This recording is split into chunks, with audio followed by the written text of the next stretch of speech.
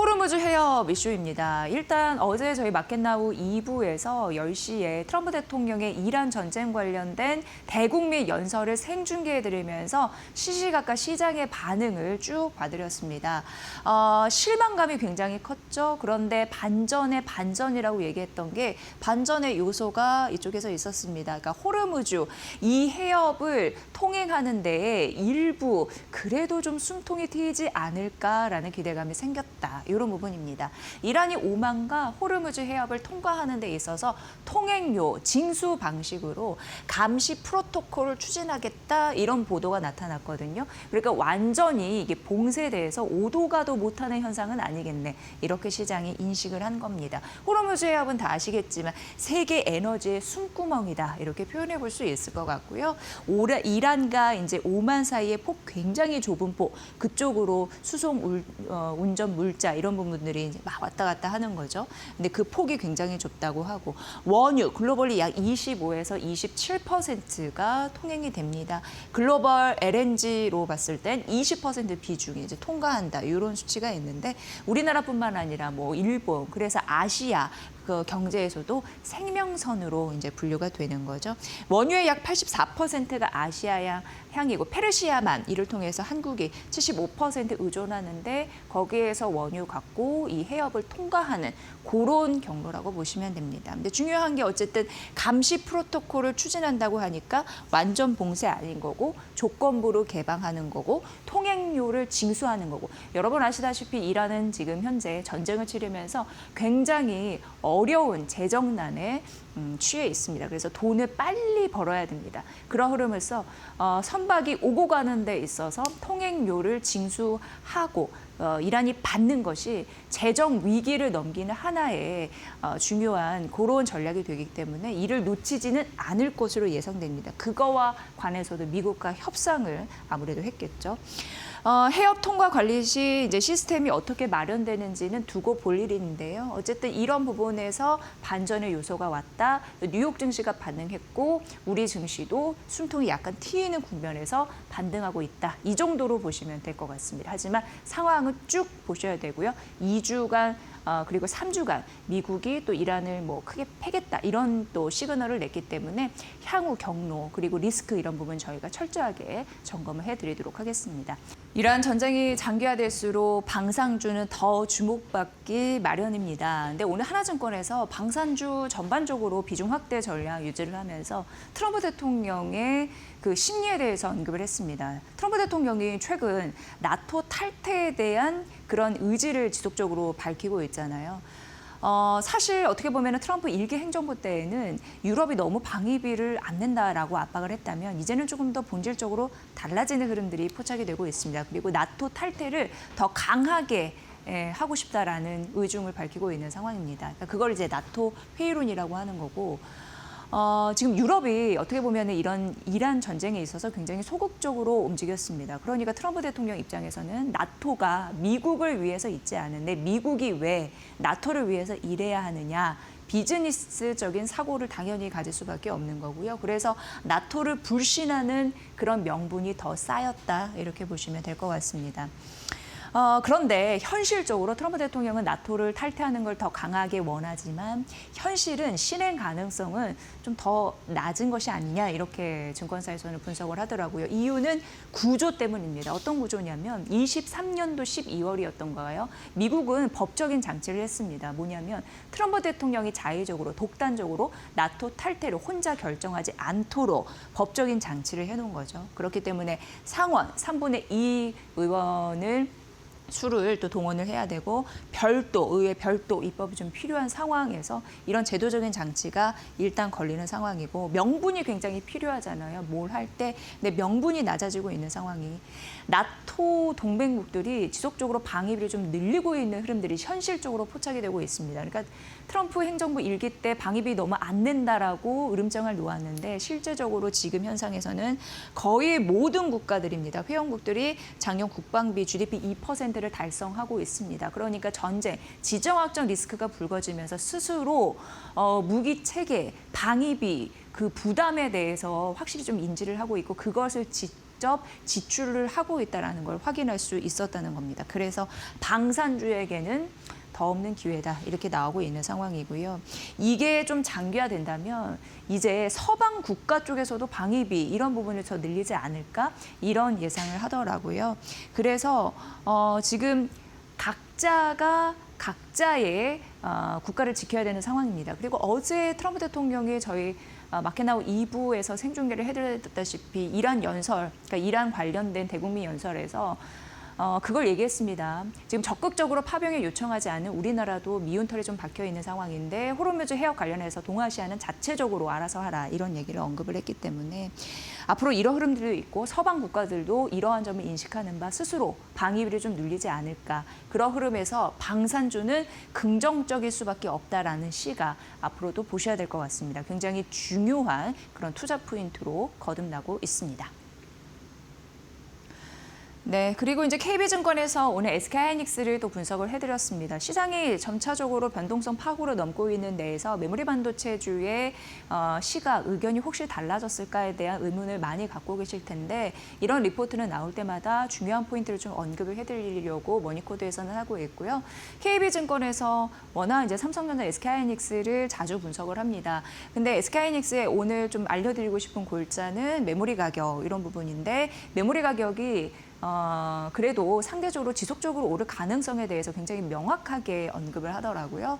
일단 목표 주가는 170만 원이고 매수는 유지한다라고 언급을 했고 구글 터보컨트 AI 압축 기술 관련해서는 여전히 우려는 과장됐다라고 지속적으로 언급을 하고 있습니다. 오히려 AI가 효율화되면서 발전, 혁신 성장하면서 시장의 진입 장벽이 낮아지고 그로 인해서 컴퓨팅 수요는 급증하고 메모리 수요가 높아지면서 메모리 이제 탑재량이 높아지는 건 수요가 높아진다는 얘기와 다름없습니다. 그렇기 때문에 메모리 제조업체 중에서는 제조업체들 같은 경우에는 긍정적인 영향이 지속적으로 있겠다. 그렇다면 메모리 가격은 더 올라갈 수밖에 없다. 이렇게 언급을 하고 있고요. 2023년도였습니다.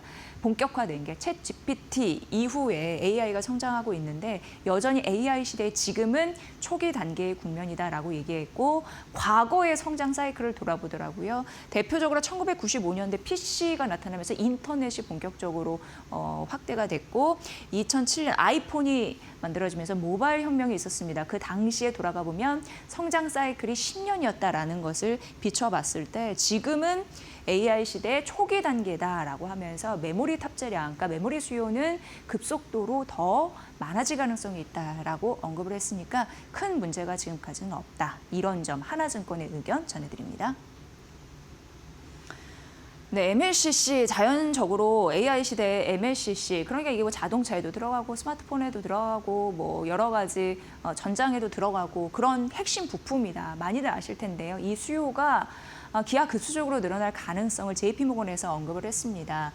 AI 시대이고요. 또 전기차, 로봇 그런 부분이 수요가 높아지면서 이게 들어가고 가격이 더 비싸지니까 이 MLCC 업체는 덩달아 더 수익을 낼 수 있는 그런 구조다라는 부분이었고요. 그걸 이제 여러 가지 근거를 제시했거든요. 첫 번째 GPU당 탑재량이 MLCC 탑재량을 다 얘기를 하는 겁니다. 다 MLCC 관련이고요. 5년 내 3배 이상 뛸 것이다라는 가능성을 언급했고요. AI 서버용 같은 경우에도 이게 작년에 1%였는데 2030년도에 4%로 늘면서 4배 급증할 것이다. 라고 언급이 되고 있고요. AI 서버 전기차 로봇이라고 말씀드렸는데 AI 로봇에 들어가는 MLCC 같은 경우에는 일반 제품 대비해서 훨씬 값어치가 높다고 합니다. 한 2배, 3배, 3배 쳐준다고 하는데 그런 흐름으로 ASP, 평균 판매 단가가 올라가는 흐름들이 있고요. 또 엔비디아 같은 경우에도 지속적으로 혁신 제품을 내놓습니다. 차세대 그런 제품으로 전환이 되면서 또 용량도 50에서 한 60% 늘어나는 흐름들. 그럼 탑재량이 더 많아지는 거니까요. 그런 연관성이 있습니다. 그리고 MLCC 자체적으로도 대형으로 갈 가능성이 굉장히 커지는 거죠. 그러면서 거기에 붙는 수요도 있겠다. 이렇게 보시면 될 것 같습니다. 그래서 JP모건에서는 MLCC 분석을 하면서 일본 대표적으로 무라타거든요. 무라타 제약소. 여기에 투자 의견을 상향시켰습니다. 중립에서 비중 확대. 그리고 일본 기업인데요. 타이오 유덴 같은 경우에도 두 기업을 목표 주가 투자 의견을 상향 조정했으니까 보시고요. 올해 중반에 수급 긴축 이런 흐름들이 나타난 이후에 가격이 안정화될 것이다 라는 가능성 좀 언급을 했습니다. 이런 흐름들도 살펴보시고요. 그럼 우리 대표적으로 MLCC는 또 삼성전기 아니겠습니까? 유진투자증권에서 오늘 목표 주가를 대폭 올려 잡았는데 국내 증권사 중에서 거의 최상단 목표 주가를 제시를 해서 의미가 있겠다 싶어서 말씀드렸고 아까 JP모건에서 MLCC 분석했던 바 좀 연결되는 고리가 있어서 찾아봤습니다. 아직 2회 말이다라고 하면서 지속적으로 올라갈 가능성, 더 기대감을 실을 수 있는 재료에 대해서 언급을 했고요. 삼성전기는 대부분의 사업부가 사업을 잘 했나 봅니다. 전반적으로 다 긍정적이고 또 28년까지 연평균 50% 성장. 우리가 이제 사업을 해보면 50% 성장 1년에 하는 게 굉장히 어렵다는 걸 아는데 이쪽에서 좀 이루고 있는 상황이고요. 이 이유는 MLCC 가격이 상승해서 비슷하게 팔아도 가격이 상승하면 훨씬 매출을 많이 낼 수 있는 구조가 됩니다. 그래서 그게 긍정적이다라는 부분이고요. 앞서서 JP모건이 무라타 제작소에 대해서 투자 의견을 상향시켰는데 무라타와 함께 AI 서버용 MLCC 시장 내 과정 구조를 형성하고 있는 대표적인 기업이 바로 삼성전기 되겠습니다. 이 부분을 좀 긍정적으로 봤고요. 사업부 중에서 패키지 솔루션, 그게 굉장히 중요하죠. 근데 수익성이 개선되는 흐름들이 나타나고 있고 이게 이제 MLCC 이런 부분이 연결되어 있고 원가 상승에 대한 구조적인 부담 있을 수 있긴 하지만 이게 판가 인상으로 또 나타날 수 있는 부분이 있다고 합니다. 그리고 하반기 같은 경우에는 마진이 개선될 가능성 있고요. ABP 기판이라고 해서 그러니까 여기는 좀 기판 이런 부분도 중요한데 2월 말부터 신규 거래처에서 공급이 시작이 된다고 합니다. 그러면 하반기 추가적으로 더 성장에 대한 룸이 있는 바 긍정적이라고 하니까 지금 최근 국내 증권사에서 삼성전기를 많이 분석을 했습니다. 그러한 이유가 다 이쪽에 있겠죠. 어쨌든 MLCC 이쪽은 우리가 AI 시대에 꼭 봐야 할 핵심 부품이라는 걸 다시 한번 자각하게 됩니다. 여러분도 신경 써서 보시기 바랍니다.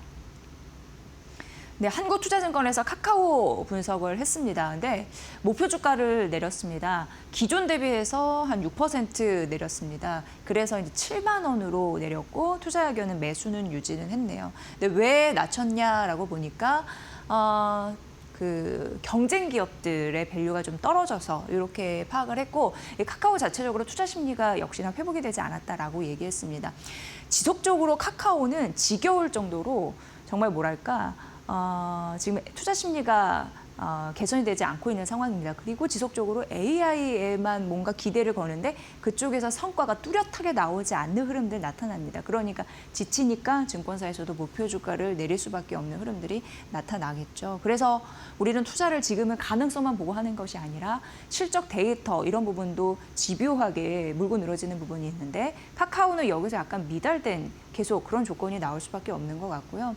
일단 그래서 한국투자증권도 이러한 문맥으로 좀 썼고 AI 수익화 정말 이 가능성을 우리가 눈으로 봐야 된다. 그래야지 주가가 턴할 수 있다라고 명시를 했습니다. 대표적으로 카나나가 해당이 될 텐데 이거는 쉽게 얘기해서 뭐 여행지를 추천해 주거나 좋은 식당을 알아봐 주거나 선물을 추천해 주거나 뭐 이러한 기능을 이제 기대를 하는 건데 AI 서비스인데 이러한 부분이 잘 된다면 카카오 기업 내 입장에서는 이용자들이 이 안에 머물러서 체류를 길게 하면서 머물러서 좀 이용하는 시간을 늘리면서 거기에서 뭔가 돈을 벌 수 있다라고 생각하나 봅니다. 이게 아직 실현화되지 않으니까 이제 문제인 거고요. 수익 모델 다각화를 해야 되는 그런 지금 순간에 있는 상황입니다. 일단 1분기 영업이익 같은 경우에는 그래도 좀 괜찮게 나올려나요? 1년 사이에 64% 정도 성장할 것으로는 예상이 되는데 4분기, 그러니까 이건 작년 4분기입니다. 작년 4분기에서 올해 1분기 역시 두 자릿수 광고 부분은 성장을 이어가겠다라는 흐름이 있습니다. 포털 다음 업스테이지에 매각을 했고요. 그리고 카카오 게임즈 지분 일부 같은 경우에도 일본 나인 야후에 매각하는 그런 이슈 있는 상황인데 어쨌든 이러한 부분을 좀 정리를 하고 AI 수익화에 좀 올인을 하면서 긍정적인 패턴을 만들어내야 목표 주가 하향 안 된다. 이런 흐름들을 좀 보시면 될 것 같고요. 우리가 앞으로 투자할 때 카카오 이런 쪽에서 AI 수익화 그런 부분을 마련할 수 있을지가 정말 중요하겠다라는 걸 이 리포트를 통해서 다시 한번 보게 됐습니다. 중요할 것 같습니다. 네, HSBC 외국계 증권사에서 삼성 SDI가 전반적으로 ESS 배터리 이쪽을 분석을 했습니다. 근데 ESS는 여전히 시장에서 강자의 역할을 하고 있더라고요. 그 중에서 삼성 SDI를 ESS의 핵심 수혜주이다라고 언급을 했습니다. 뭐 소형 배터리 부분도 올해 흑자 전환이 예상이 된다고 하고요. 이제 고밀도, 전력 이런 부분 굉장히 중요한데 그쪽 솔루션에 아주 최적화되어 있는 기업 구조 이런 부분을 언급을 했습니다. 이쪽이 삼성 디스플레이 지분을 일부 갖고 있는데 그걸 또 확보를 하면서 투자 재원이 되고 기업 가치를 재평가하는 그런 선순환 흐름을 보이겠다라는 부분이고요. 4분기까지 실적에 대한 부분은 이제 점진적으로 좀 우상향할 것 이렇게 좀 예상을 했습니다. 무엇보다도 좀 ESS 시장은 한국 기업에 조금 더 유리하다고 합니다. 구조적인 성장이 있고 AI 고밀도 전력 수요가 높아지는 와중에 긍정적인 흐름들이 있는데 미국 현지에서 생산 구축된 그런 기업들 눈여겨보시면 될 것 같고요. 미국 쪽에서는 정책적으로 밀어주려고 하는 흐름들이 있습니다. 대표적으로 이제 세제 혜택을 주는 거 그런 부분도 말미암아 있는데 어쨌든 지정학적 공급 리스크 속에서 이런 부분을 잘 활용할 수 있다면 K 배터리 긍정적인 흐름들이 있고요. 지금 미국 입장에서는 미국산 K 배터리를 쓰는 게 중국 이런 것을 쓰는 것 대비해서 한 16% 절감한다고 하니까 가격 경쟁력에서도 우위를 점하는 것으로 파악한다라는 입장입니다. 이걸 좀 확인해 보시고요. 다음 페이지 넘어가 보면요. 다올투자증권은 이제 상반기 화장품에 대해서 긍정적으로 바라봤는데 사실 이제 이란 전쟁 터지기 전에 화장품 이런 부분이 좀 분위기가 무르익으려나라는 시그널이 나왔거든요. 근데 이란 전쟁 터지고 나서 이제 쏙 들어가긴 했습니다만 지속적으로 코스맥스나 뭐 이런 종목들이 언급은 되더라고요. 그러니까 이란 전쟁에 좀 눌리는 흐름들이었지만 다시금 튀어나올 수 있을까 이런 문제가 풀리면 그런 기대감을 갖고 있다라는 정도로 설명할 수 있을 것 같습니다. 실제 다올투자증권이 오늘 아침에 상반기 화장품 주목하라라고 하면서 그중에서도 코스맥스 얘기했고 이게 이제 글로벌리 굉장히 탑 순위에 있는 ODM 업체입니다. 목표 주가 24만 원으로 상향 조정했고요. 실적 추정치를 올렸기 때문에 이렇게 분석이 되고 있는 거고요. 1분기 영업이익은 컨센서스를 시장 전망치를 좀 하회하면서 나올 것으로는 예상이 됩니다. 왜냐하면 국내 색조의 대표 브랜드 제품 비중이 좀 떨어진 흐름들이 있었는데 다행히 그런 부분을 중국 쪽이 좀 막아줄 것으로 예상이 됩니다. 그래서 중국 쪽에 거는 기대감이 있더라고요. 올해 영업이 길게 들여다봤을 때 그래도 이 정도 나올 것으로 보이는데 그 안에서 상해나 광저우 법인 이런 부분이 성장의 기틀을 좀 마련해주고 있다고 합니다. 그래서 이쪽에서 못한 거 중국 쪽에서 막아준다라고 보시면 될 것 같고요. 원재료 부담 같은 경우에도 재고가 3, 4개월 정도 있는데 그런 부담은 제한적이나 향후 이런 거는 조금 더 봐야 된다라고 언급을 했습니다. 어쨌든 코스맥스 뭐 이런 화장품주가 최근 언급되고 있다라는 거 좀 그 흐름 굉장히 중요하니까 그 부분 챙겨보시길 바라겠습니다.